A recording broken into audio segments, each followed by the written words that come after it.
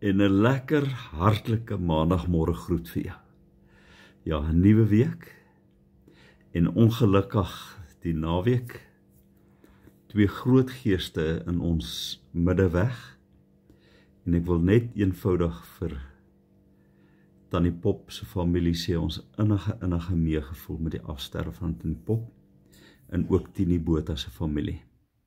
Julle, terug by die woord vir die dag.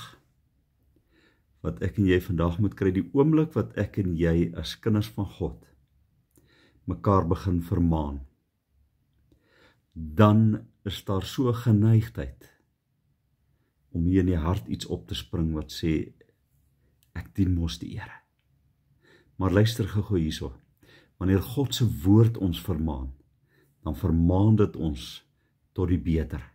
Hoor wat sê 1 Korintiërs, hoofstuk 1 vers 10, hy sê, maar ek vermaan julle broeders, in die naam van ons Here Jesus Christus, om almal eensstemmig te wees, en dat daar geen skeuring onder julle moet wees nie, maar dat julle verenig moet wees in die geselfde gesindheid en in dieselfde mening.